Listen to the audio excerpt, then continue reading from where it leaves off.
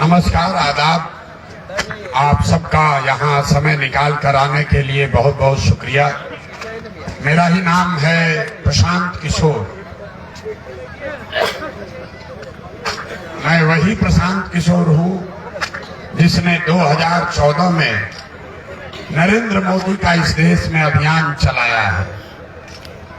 उस नजरिए से आपके बीच से कोई साथी अगर ऐसा सोचता है कि भाई जिस आदमी ने नरेंद्र मोदी की मदद की है उसको प्रधानमंत्री बनाने में अपना कंधा लगाया है, उसके साथ हम कैसे चले, तो ये बिल्कुल वाजिब वजह है। आपको हम पर भरोसा नहीं करना चाहिए, हमारे साथ नहीं चलना चाहिए।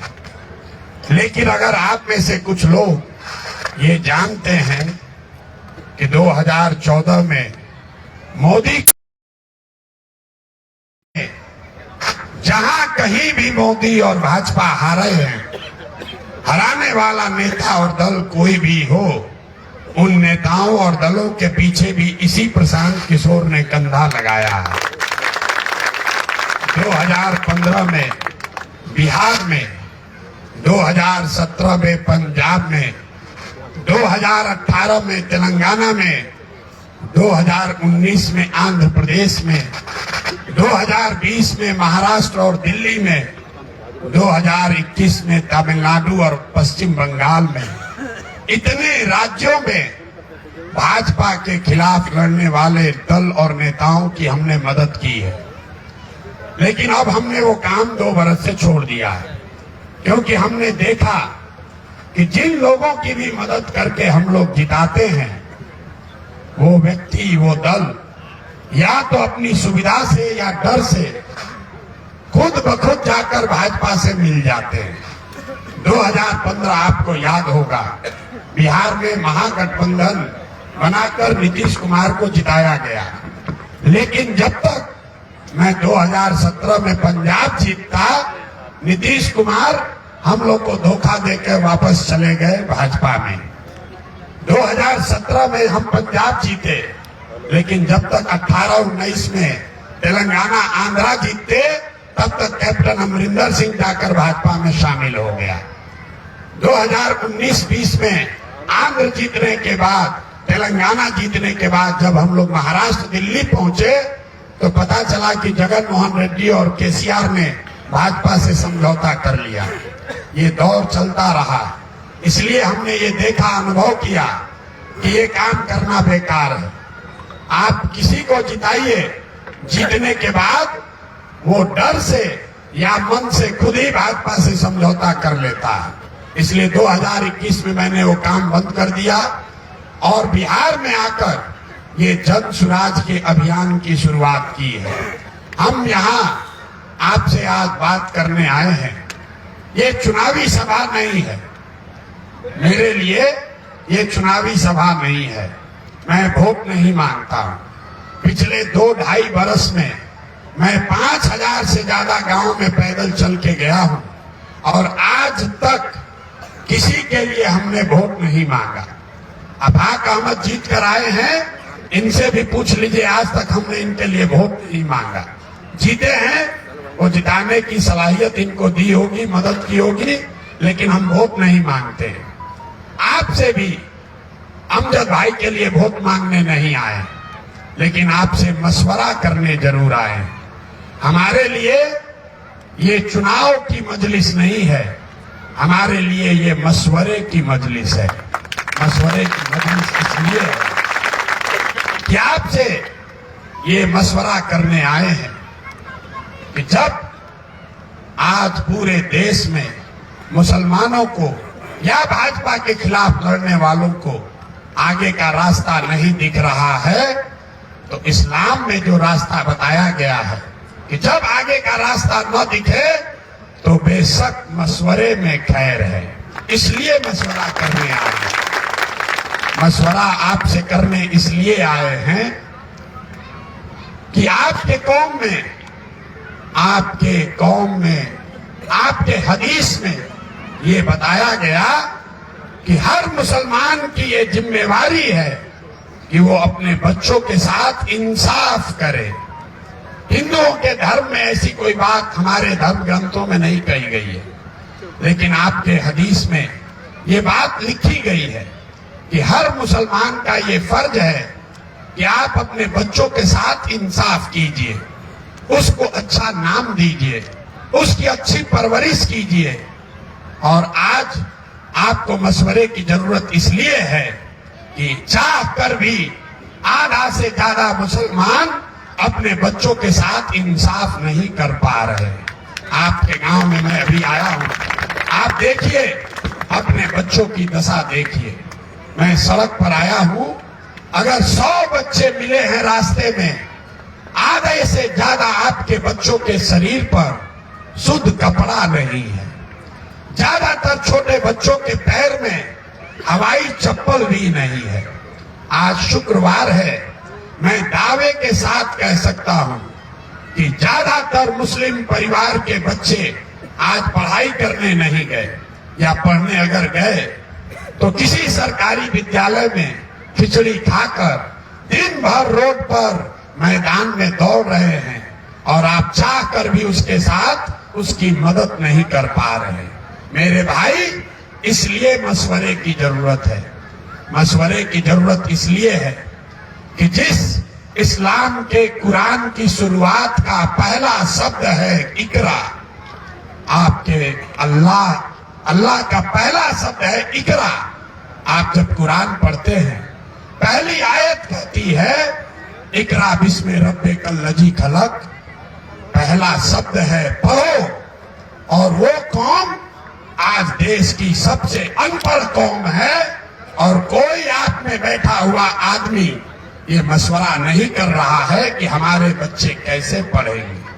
आप यहाँ बैठे हैं, आप सोच रहे हैं कौन चुनाव जीतेगा, कौन चुनाव हारेगा।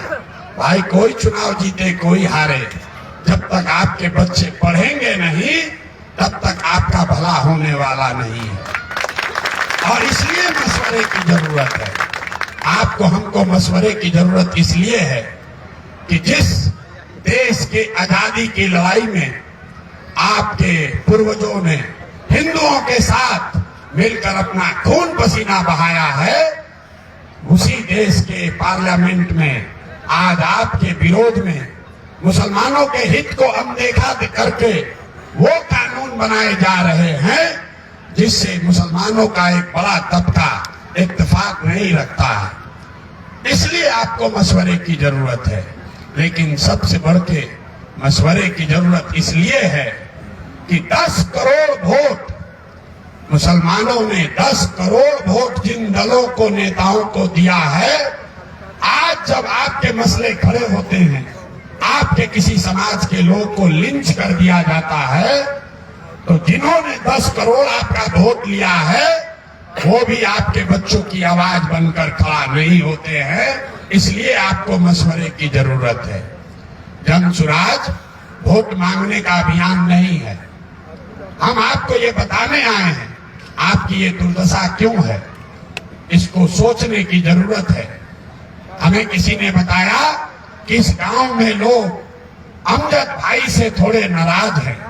आपकी नाराजगी क्या है हम नहीं जानते, और हम उस नाराजगी पर चर्चा करने भी नहीं आए। लेकिन आपकी नाराजगी किसी एक व्यक्ति पर नहीं, उस व्यवस्था से होनी चाहिए जिसने मुसलमानों को बिहार में दलितों के बाद सबसे ज्यादा गरीब, बदहाल और फटेहाल बना दिया। आपको उस व्यवस्था पर गुस्सा नहीं है। आपने जिनको वोट देकर राजा बनाया उनको लेकर आपके मन में शिकायत नहीं है। अमजद भाई 4 दिन गांव में नहीं आए, आपके मजलिस में नहीं आए, आपका फोन नहीं उठाया तो आप नाराज हैं। वो आपका जायज हक है, आप नाराज रह सकते हैं। लेकिन मेरे भाई जरा सोचिए, 35 साल से आपने जिसको अपना खून पसीना वोट देकर सींचा, उसने आपको लिए कुछ नहीं किया, तो उसके प्रति आपको कितना नाराज होना चाहिए। जो मुसलमान खड़ा होता है यही कहता है भैया हम लोग को सब लोग इस्तेमाल कर लिया। हम आपको बता रहे हैं आपका किसी ने इस्तेमाल नहीं किया। ये आपका भ्रम है। कि लोग आपका इस्तेमाल कर रहे हैं। कोई कहता है लालू जी ने ठग लिया, कोई बता रहा है यादवों ने धोखा कर दिया, कोई बताता है कांग्रेस ने ठगा। मैं आपको बता रहा हूं आपकी दुर्दशा क्यों है। आपकी ये दुर्दशा इसलिए है कि इस्लाम में सामाजिक राजनीतिक जीवन के नजरिए से जो बुनियादी बातें बताई गई हैं, आपने उससे भी रास्ता नहीं रखा है। आपके पैगंबर साहब ने बताया, जिस कौम को अपने रहनुमाओं की समझ न हो उसके ऊपर जालिम हुक्मरानों को मुसल्लत कर दिया जाता है। ये हम नहीं कह रहे, ये तो बात पैगंबर साहब ने कही है। तो अगर पैगंबर साहब ने ये बात कही है तो ये गलत नहीं हो सकती है। आधी पंक्ति मत पढ़िए। आप कह रहे हैं कि आज का हुक्मरान बेलागंज का, बिहार का, देश का जालिम है, वो आपके और आपके बच्चों की बात नहीं करता है। तो अगर आज का हुक्मरान जालिम है तो जो बात पैगंबर साहब ने बताई है, ये निश्चित जानिए कि कहीं न कहीं आपसे अपने रहनुमाओं को चुनने में गलती हुई है, तभी तो आपके ऊपर ये दशा बनाई गई है। इसलिए आपको बताने आए हैं, जब तक आप झांक कर अपने अंदर नहीं देखिएगा। आप 35 साल से लालटेन को, राजद को वोट देते हैं। मेरे भाई, कोई किसी को वोट क्यों देता है? वोट देने की 3 वजह है। 3 वजह से लोग वोट देते हैं। पहली वजह, लोग चाहते हैं कि उनका और उनके बच्चों का, समाज का विकास हो। दूसरी वजह, आप चाहते हैं कि आपकी राजनीतिक भागीदारी हो। तीसरी वजह, आप चाहते हैं कि आपके राजनीतिक विरोधियों को आप हरा पाएं। इन तीनों कसौटियों पर आप जितने समाज के दानिश्वर बैठे हैं, जरा सोचकर मशवरा करके बताइए, इन तीनों चीजों में पिछले 35 वर्षों में आपको क्या मिला। जहां तक विकास का सवाल है, मैं हर मंच से कहता हूं, आपको हमसे बेहतर पता है, बिहार में दलितों के बाद सबसे ज्यादा गरीब, बदहाल, फटेहाल अगर कोई है तो वो मुसलमान है। विकास तो आपको मिला नहीं, ये हर मुसलमान भी मान रहा है, लेकिन आपको भागीदारी का बात बताते हैं। आपको लगता है चलिए विकास नहीं मिला, कम से कम भागीदारी तो मिली। तो आज पूरे बिहार में सारे दलों के विधायकों को अगर आप जोड़िएगा तो सिर्फ 19 मुस्लिम विधायक इस राज्य में हैं। और बहुत सारे राजनीतिक सोच वाले लोग इसकी चर्चा करते हैं कि हमारा 40 विधायक होना चाहिए। ये चिंता का बात है। मैं आपको बता रहा हूं, ये चिंता का कारण नहीं है। आपके 19 विधायक इसलिए हैं कि जिन दलों को आप वोट देते हैं वो लोगों ने आपको टिकट नहीं दिया। चिंता का कारण क्या है, मैं वो आपको आंकड़ा बताता हूं। आबादी के हिसाब से इस राज्य में 1650 मुखिया मुसलमान समाज का होना चाहिए। इस पूरे राज्य में आज के तारीख में 1200 से कम मुसलमान ही मुखिया है। आबादी के हिसाब से 27,500 के लिए तो लालू और कांग्रेस ने आपको टिकट नहीं दिया, लेकिन आपके समाज के बच्चों को मुखिया, सरपंच और वार्ड सदस्य बनने से, लड़ने से किसने रोका? मैं बता रहा हूं किसने रोका। ये 30 बरस की राजनीतिक बंधुआ मजदूरी जो आपने अपने ऊपर ओढ़ ली, इसमें लालू यादव जैसे लोगों ने आपको ये बता दिया कि भाई तुम हमारे पीछे चलते रहो, अपने बच्चों के पढ़ाई की बात मत करो, रोजगार की, विकास की बात मत करो, अपने लिए राजनीतिक भागीदारी मत मांगो, हमारे पीछे चलते रहो, हमारे लालटेन में किरासन तेल बनकर जलते रहो और हम तुम्हारी चिंता करेंगे। आप अपनी दशा देखिए, यहाँ बैठे हुए मुसलमान खुद को मुसलमान कम और अल्पसंख्यक बताते हैं। आपकी पूरी कौम 5 किताबों पर, जहां तक मुझे समझ है, 5 किताबों पर इस्लाम टिका हुआ है। उन 5 किताबों में कहीं पर भी आपको अल्पसंख्यक नहीं बताया गया। आप मुसलमान हैं, लेकिन आपको इतना मानसिक तौर पर दबा दिया गया कि आप खुद को मुसलमान नहीं, अपने आप को अल्पसंख्यक बताते हैं। अल्पसंख्यक का मतलब क्या? अल्पसंख्यक का मतलब वो समाज जिसने ये स्वीकार कर लिया कि हमें बहुसंख्यक समाज के सहारे के साथ ही आगे चलना है। तो 20 करोड़ की आबादी वाले मुसलमानों ने अपने आप को अल्पसंख्यक बना लिया। ये गुनाह लालू जी ने किया। अरे विकास नहीं हुआ वो कोई बात नहीं, कल अच्छी सरकार आएगी, सड़क बन जाएगी। अगर आपको राजनीतिक भागीदारी नहीं मिली कोई बात नहीं, जनसुराज आया है, कह रहा है 40 टिकट आपको देंगे, हो जाएगा। लेकिन ये जो मानसिक राजनीतिक गुलामी आपने बना ली वो एक दिन में नहीं जाने वाली है, चाहे एक जनसुराज आ जाए कि 10 जनसुराज आ जाए। आपके बच्चों के मन में अब वो हिम्मत ही नहीं है कि हम चुनाव लड़कर जीत सकते हैं। तो आपको विकास मिला नहीं, भागीदारी मिली नहीं। तीसरा, अगर आप ये कहते हैं कि हमें तो भैया कुछ नहीं चाहिए, हम तो भाजपा को हराना चाहते हैं, चलिए इसी पर जांच लीजिए। 1989 से आप लगातार लालटेन को वोट दे रहे, तब कोई जनसुराज नहीं था, तब कोई ओवैसी नहीं थे, किसी ने आपका वोट नहीं काटा। 1989 में भाजपा के देश में 2 सांसद थे, इस राज्य में 0 सांसद था। आज 30-35 साल वोट देने के बाद स्थिति ये है कि देश में भाजपा का 250 सांसद है और बिहार में 30 से ज्यादा। तो आप लोग जितने लोग यहाँ बैठे हैं, आप मशवरा करके बताइए कि आपको विकास मिला नहीं, भागीदारी मिली नहीं और आप भाजपा को हरा पाए नहीं, तो फिर लालटेन पकड़कर क्यों घूम रहे हैं? और अगर घूम रहे हैं तो अपनी बर्बादी के जिम्मेवार आप खुद ही हैं, कोई आपको नहीं ठग रहा, कोई नहीं ठग रहा। मुसलमानों की ये जो दुर्दशा है, आपने अपनी ताकत पर भरोसा ही छोड़ दिया। आपके कौम में ये बताया गया है कि जिसको भी कुछ जीवन में चाहिए, कुछ भी अगर जीवन में हासिल करना चाहते हो तो आपको ईमानदारी से जद्दोजहद करने के लिए तैयार होना पड़ेगा। आज का मुसलमान जद्दोजहद नहीं करना चाहता, वो किसी न किसी के पीछे चलना चाहता। आप पहले कांग्रेस के पीछे चले, फिर लालू जी के पीछे चले, अब आप देख रहे हैं कि कोई प्रशांत किशोर आया है, इसके पीछे चले। मैं आपको बता रहा, हम आपके रहनुमा नहीं हैं, रहनुमा होने का दावा भी नहीं करते हैं। हम आपको एक रास्ता दिखा रहे हैं, आपको अच्छा लगे तो उस रास्ते पर मशवरा करके सोच समझ कर चलिए, ना अच्छा लगे तो जो रास्ता पकड़ के चल रहे हैं चलते रहिए। लेकिन ध्यान रहे कि आपको ये बताया गया है कि हक और बातिल में अगर आप हक को छोड़कर बातिल के साथ रहोगे तो आपको तो कहा गया कि हक और बातिल में एक लम्हे का ही फर्क है।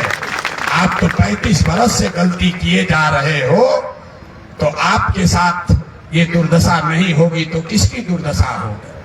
अरे कब इस्लाम में ये कहा गया? इस्लाम में ये कहा गया कि तादाद की चिंता मत करो, तादाद की चिंता मत करो।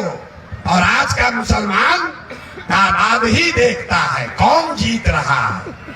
आप 5 बरस तक अपने घर में बैठकर उस तादाद का आकलन करते हैं कि कौन भाजपा को हराएगा, और जब चुनाव का वोट का समय आता है तो आदमी सही हो गलत हो, चोर हो बदमाश हो, आपका हक लूट कर ले गया हो, अगर तादाद में दिखता है तो आप उसी को जाकर वोट करते हो, तो आपकी इबादतों का असर कैसे होगा? अरे नहीं हो सकता है मेरे भाई, एक प्रशांत किशोर आए कि 10 प्रशांत किशोर आ जाए, एक जनसुराज आए कि 10 जनसुराज आए। जब तक आपको जो बातें बताई गई हैं उस पर अमल नहीं कीजिएगा, आपके समाज का भला नहीं हो सकता। यही बात बताने आए हैं। कुछ लोग जो बता रहे हैं कि हमारी अमजद भाई से लड़ाई है, झगड़ा है, इस गांव के लोग तैयार नहीं हैं। मैं आपको बता रहा हूं, जब ये उपचुनाव शुरू हुआ तो जनसुराज ने कहा है जिसकी जितनी संख्या है उसको उसके हिसाब से हिस्सेदारी दी जाएगी। तो स्वाभाविक तौर पर 4 में से 1 सीट मुसलमानों का हक बनता था। लेकिन बेलागंज अकेले कंस्टिट्यूंसी नहीं है जहां मुसलमान है, रामगढ़ में भी 30,000 से ज्यादा मुसलमान हैं, तरारी में 40,000 मुसलमान हैं। वहां के साथियों ने भी चुनाव लड़ने की बात कही, लेकिन जब मशवरे के लिए सबको बुलाया गया तो लोगों ने कहा कि नहीं भैया, बेलागंज में अगर 70,000 मुसलमान है तो हम लोग अपना दावा वापस ले रहे हैं, आप बेलागंज से एक मुस्लिम साथी को टिकट दीजिए। आप कह रहे हैं कि अमजद भाई हमारे गांव में नहीं आए। आप जरा समझिए, रामगढ़ में बैठा हुआ मुस्लिम साथी जिसने 5 बरस चुनाव के लिए 10 बरस राजनीति में मेहनत की है, वो ना अमजद भाई को जानता है ना आपको जानता है। लेकिन ये जो व्यवस्था बनी है इसमें आपका हक न मारा जाए, इसके लिए उसने अपनी दावेदारी पीछे ले ली और आप मुंह फुलाकर बैठे हुए हैं कि हमको हमारे मन जैसा आदमी नहीं मिला इसलिए हम मदद नहीं करेंगे। तो अगर आप ऐसा करेंगे तो आपके लिए आगे का रास्ता नहीं खुलेगा। ये बेलागंज की लड़ाई नहीं है, ये लड़ाई बिहार में मुसलमानों के लिए एक नया रास्ता बनाने का है। जनसुराज आपके लिए क्या करेगा नहीं करेगा छोड़ दीजिए, लेकिन 2, 3, 4 महीनों से जब मुसलमानों ने जनसुराज को जानना सुनना शुरू किया है, इसका असर देखिए। आपके समाज का एक व्यक्ति, एक नेता जिसने अपना जीवन भर लाल राजद के लिए कुर्बान कर दिया, उस व्यक्ति के मैयत में राजद के आपके अपने आप को रहनुमा बताने वाले लोग जो उनके मैयत में शामिल नहीं हुए, आज जनसुराज में मुसलमानों को आता देख उनके परिवार के लोगों को घर पर बुलाकर उनको ज्वाइन करा रहा है। ये जनसुराज की ताकत है, ये जनसुराज की ताकत है। जनसुराज आपके लिए काम करे न करे, अगर आप विकल्प बना लोगे तो जनसुराज तो जो करेगा सो करेगा। अभी तक जिसने आपको बंधुआ मजदूर बनाया वो भी आपको आकर हाथ जोड़ेगा कि भैया हमारे साथ रहो। हमारे बात पर भरोसा नहीं है तो जो भी यहाँ अपने आप को बहुत बड़ा राजनीतिक दानिश्वर समझता हो, आप हमारे साथ एक फोटो खिंचा लीजिए और अपने फेसबुक पर डाल दीजिए।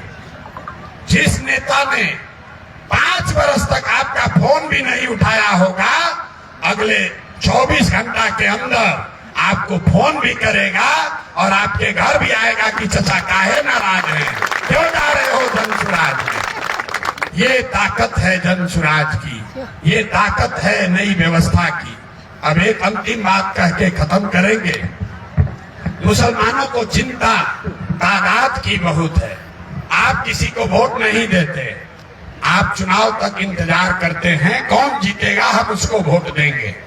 आपकी दुर्दशा का एक बड़ा कारण भी यही है, क्योंकि जिसको आप हराने के लिए वोट दे रहे हैं वो तो आपको परेशान करता ही है, जिसको जिताने के लिए वोट दिए वो भी आपकी इज्जत नहीं करता है। लेकिन हम आपको एक जीतने का फॉर्मूला बताकर जा रहे हैं। हमारे बारे में लोग जो जानते हैं वो यही बताता है कि बहुत बड़े रणनीतिकार हैं, चुनाव जिताने का हुनर फॉर्मूला इनको आता है। तो मैं आपको चुनाव जिताने का एक फॉर्मूला देकर जा रहा हूं, सिर्फ बेलागंज के लिए नहीं, आगे की राजनीति के लिए। जब भी आपको लगे कि भाई अगर हम लोग सब मुसलमान एक भी हो जाएंगे तो चुनाव कैसे जीतेंगे, हम लोग तो किसी यादव का, किसी ब्राह्मण का, किसी जाति का मदद चाहिए, तो उस चीज को सिरे से खारिज कीजिए। एक आंकड़ा याद रखिए, इस देश में 80% मुसलमान हिंदू रहते हैं। इस देश में 80% हिंदू रहते हैं और भाजपा को 36% वोट इस देश में मिला है। मुसलमानों ने तो भाजपा को वोट दिया नहीं। इसका मतलब है कि आधे से कम हिंदुओं ने आज भी भाजपा को वोट दिया है। तो पहली बात, इस प्रोपेगेंडा में मत पड़िए कि कोई हिंदू ऐसा नहीं बचा जो भाजपाई नहीं है। आज भी इस देश में आधे से ज्यादा हिंदू भाजपाई नहीं है। अब आपको ये पहचानना है कि ये कौन हिंदू है। हम आपको वो बता देते हैं। जो हिंदू गांधी की विचारधारा को मानता है, वो किसी भी जाति का हो, वो यादव हो, ब्राह्मण हो, कुशवाहा हो, दलित हो, गांधी को ये विचारधारा को मानने वाले हिंदू आज की भाजपा को वोट नहीं करते हैं। जो बाबा साहब अंबेडकर को मानने वाला हिंदू है, वो भी भाजपा को वोट नहीं करता है। और जो कम्युनिस्ट विचारधारा के मानने वाले हिंदू हैं, वो भी किसी जाति के हो, वो भाजपा को वोट नहीं करते हैं। और चौथा, जो लोहिया जयप्रकाश के समाजवाद को मानने वाला हिंदू है, वो भी भाजपा को वोट नहीं करता है। तो अगर आप इन चार विचारधारा को मानने वाले हिंदुओं के साथ, अगर आप इन चार विचारधारा के मानने वाले हिंदुओं के साथ सामाजिक राजनीतिक गठजोड़ बना ले, तो आधा हिंदू मतलब 40% और 20% मुसलमान, तो विचारधारा के आधार पर आप हुए 60 और भाजपा हुई 40, और इससे भाजपा को मुकम्मल शिकस्त दी जा सकती है। और हम ये अपने अनुभव के आधार पर बता रहे हैं। 10 राज्यों में इस फॉर्मूला को इस्तेमाल किया है, और यही फर्क है हमारे जन सुराज के फॉर्मूला में और ओवैसी साहब के फॉर्मूला में। ओवैसी साहब भी ये कह रहे हैं कि मुसलमानों का रहनुमा इसी कौम का कोई साथी होना चाहिए, मुसलमानों को अपने पैर पर खड़ा होना चाहिए। जन सुराज भी यही कह रहा है कि मुसलमानों का रहनुमा कोई प्रशांत किशोर नहीं हो सकता है, वो आपके कौम का ही कोई बच्चा होना चाहिए। फर्क बस इतना है कि ओवैसी साहब ये कह रहे हैं कि मुसलमानों की रहनुमाई करने वाले मुस्लिम लीडर को अपने दम पर खड़ा होना चाहिए, और जन सुराज ये कह रहा है कि मुसलमानों की रहनुमाई करने वाले मुस्लिम नेताओं को उन हिंदुओं के साथ खड़ा होना चाहिए जो विचारधारा के आधार पर आपके साथ चलने को तैयार है। ये फर्क है जन सुराज और ओवैसी साहब में। ये सारी बात मैंने आपके सामने रखी। अब आप विचार कर लीजिए, सोच लीजिए, मशवरा कर लीजिए। अच्छा लगे तो जन सुराज से जोड़िए। वोट जिसको देना है दीजिए, हमें आपके वोट की चिंता नहीं है। बहुत आदमी भी कहता है, अरे भैया आपने मुसलमानों को कह दिया कि हमको आपका वोट नहीं चाहिए, मुसलमान तो नाराज हो जाएगा। तो मैं आपको खुले मन से कह रहा हूं, हमें आपके वोट की दरकार नहीं है। आप वोट देना चाहें तो अपना जांच लीजिए, परख लीजिए, वोट दीजिए। लेकिन अगर आप वोट न भी दें, कम से कम अपनी दुआ इस प्रयास को जरूर दीजिए। ये दुआ आपसे, आपकी दुआ लेने आए हैं। वोट लेने वाले तो आपके पास लोग आते ही हैं। एक बात लिख लीजिए, जीतेगा जन सुराज ही। इस बात को लिख लीजिए, जीतेगा जन सुराज ही, और मुसलमानों को चलना भी है जन सुराज के साथ ही।